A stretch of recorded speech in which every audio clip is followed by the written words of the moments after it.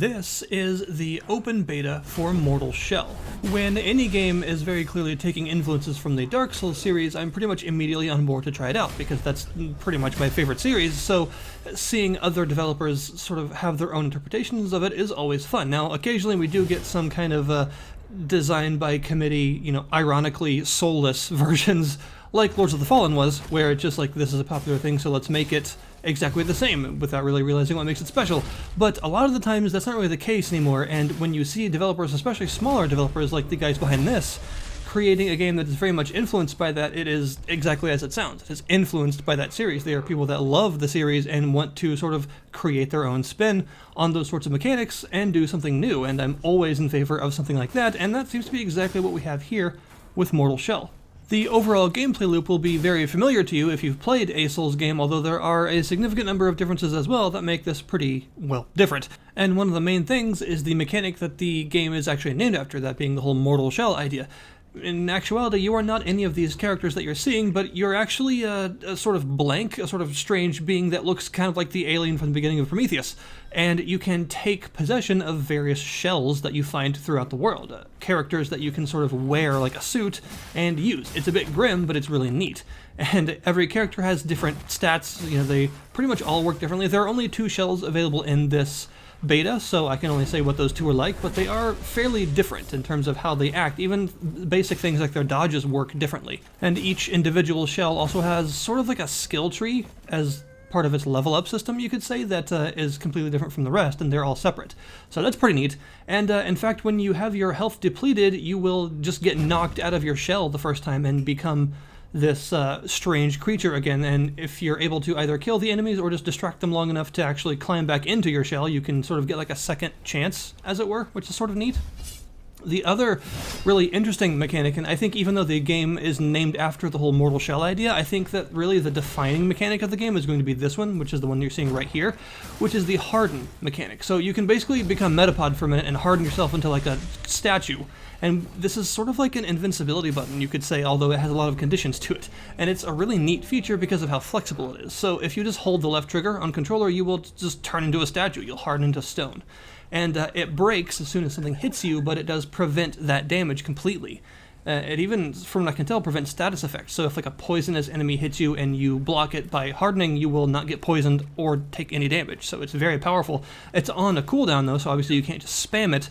And although you can hold it for a while if you need to, but like I said, as soon as something actually contacts you, it does break.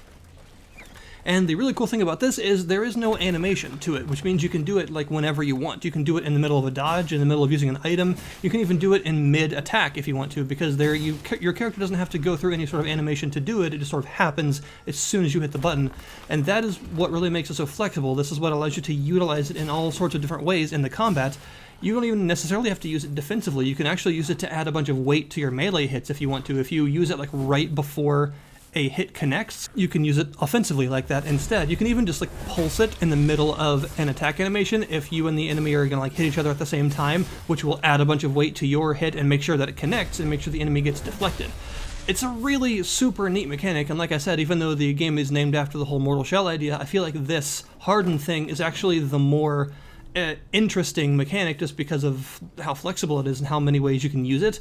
It's super cool, and there are various upgrades you would probably expect for your shells that can do things like make the cooldown shorter, or there are other consumable items that'll make, say, if you get hit during a harden and then it gets shattered, the next hit you deal will deal increased damage, stuff like that. So there are different sort of augmentations to it that you can use to increase or change its effectiveness, and that's all really neat. It's just such a fun mechanic to mess around with that I actually spent a while in the first area just sort of playing with it to see what all you could do. And I very much enjoy mechanics like that just are very open to however you want to use them. So yeah, this whole Harden thing is really cool, and it opens up more just possible variety in terms of what the shells can do and in terms of how it may or may not work with different weapons and different enemies and the like. It just sort of adds to the combat by being there, which is nice. There's also this mechanic called Resolve. You see those 3 little orange pips there above the health gauge? that's resolve, and you get it just by attacking things more or less, and as you build it up, it will sort of stay in those bars, but the bars can fill, so if you don't have a full bar by the time combat ends, it can actually decay. The only way to actually keep the resolve is to fill up one of those bars, which is sort of neat. And this is used for the parry and special attack system, so you have a parry that is a little bit difficult to time, but pretty intuitive once you get it down. You probably saw it a lot during the beginning of the video because I was just trying to get the timing down, so I was messing with it a whole bunch to see if I could figure it out. And yeah, you've got this sort of talisman artifact thingy that you can use as a parry, and if you have resolve when you parry, it becomes an empowered parry, which allows you to do a riposte, and if you do that, it actually heals you, which is pretty important because, as far as I can tell, there isn't like an Estus system in this game, and in fact, healing tends to be quite a valuable thing, especially healing in like a large sum at once, because the main healing item in the beta is a mushroom that heals you gradually, very much like the life gems from DS2 in terms of like how fast they heal you. It's quite a slow but gradual effective heal over the span of 60 seconds. So anything that actually heals you in a burst rather than gradually is pretty valuable. So the fact that you can have this riposte that immediately heals you, like it's quite a large heal as well all at once, is very valuable. You can also store up a couple of these resolve bars to use a special attack for the weapons. And there are 2 weapons available in the beta. There's a huge greatsword as well as a hammer and chisel, which is an interesting weapon choice, and they each have a very different special attack, and they're very powerful, so it's definitely worth saving up for these because they can one-shot a lot of the harder enemies, and they can even do like 25% damage to the boss. They like quarter its health. It's impressive. The huge greatsword has like this mysterious spike thing that comes out of the bottom of the hilt and you stab people with. And the hammer and chisel basically creates these like floating daggers all around the place that allow you to sort of lift up in the air for a minute and do tons of damage around you. They're fun. They're definitely a really neat feature, and each weapon also has its own separate upgrades. You can find various key items and other things that you can buy, like acid, for instance, to etch your weapons with that will improve their damage, or like special key items that add new effects to them. It seems like it's going to be a pretty involved weapon upgrade system, especially considering that each weapon is very, very much its own thing and all the upgrades are separate for each one. It reminds me of the weapons in Bloodborne, for instance, because they're not like Dark Souls weapons that are drops from enemies and that you find on merchants and the like. These are sort of mythical. That makes them seem kind of like they're one-of-a-kind, very powerful artifacts that you're trying to unlock the full potential of, very much like Bloodborne's weapons, which are like these one-of-a-kind weird hunter tools.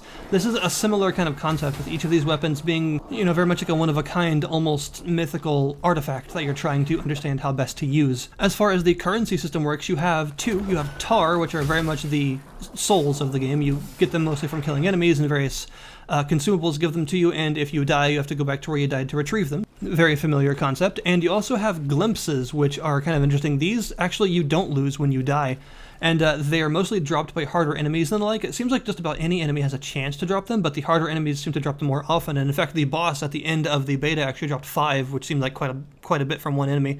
And these are unique to each shell. So if you have like 10 glimpses on one shell and you switch shells, you'll keep all of your tar, but that other shell will have its own sort of inventory of glimpses that you'll have to find, and you need both of these to upgrade your characters. Rather than increasing stats, you actually have a sort of like a tree that you saw earlier, and this holds all sorts of various like passive improvements and effects on it, and each shell has its own different collection of them, so as you upgrade them, they will get more and more different from each other as their various specialties become more obvious to you through the upgrades. There's also a bit of a strange idea with the consumables in this game, in that you don't really know what they do when you first pick them up, and I'm kind of in 2 minds about this, because it's a really fun way to encourage experimentation with consumables, to have you use them before you know exactly what they're going to do, but that also means that sometimes you're afraid, it's a fairly difficult game, so you're afraid of using something that's going to hurt you or make things harder for you, or waste something that could have been really useful during a hard boss or something, all because you don't know exactly what they do. And this is especially a problem when you're at merchants. Are you going to spend your hard-earned tar on items that you don't know what they do yet?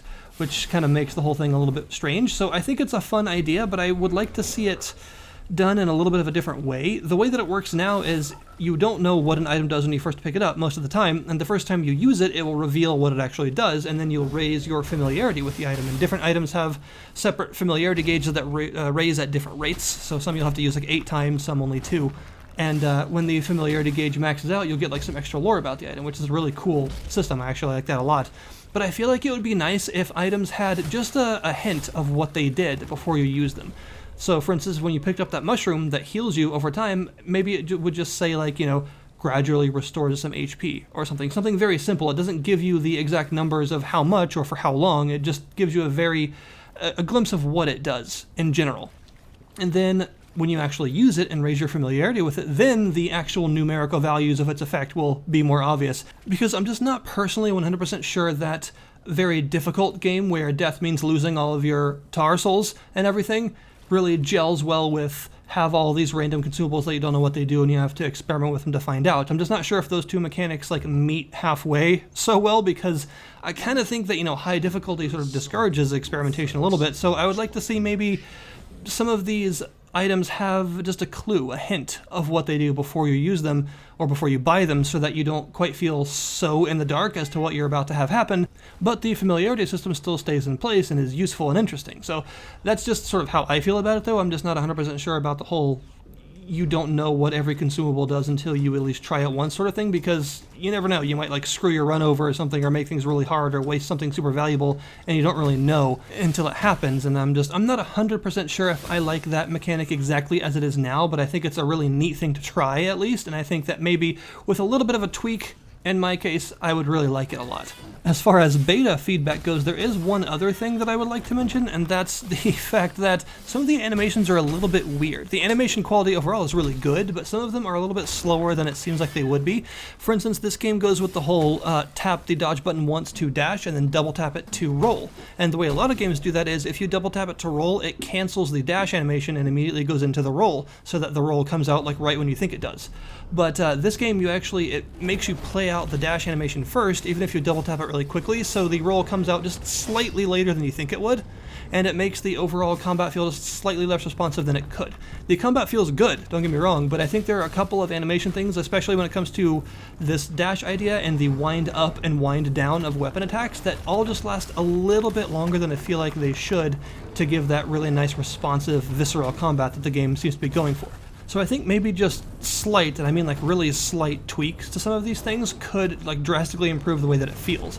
But overall, I really think that Mortal Shell it's definitely on my radar now. It was something that I was already interested in, and now that I've actually gotten to play it a little bit, I am much more intrigued by the whole concept, and I think that, especially for such a small team, they're making something pretty impressive. It's very pretty, it feels mostly responsive, it feels quite nice and impactful, which is one of the big things with a combat system like this. You want that weight, that impact, and this definitely has it.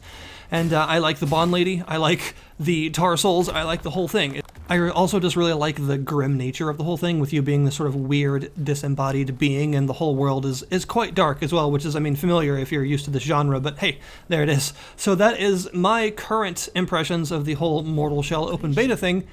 I'm excited to see where it goes. Thank you guys very much for watching, and I'll see you next time.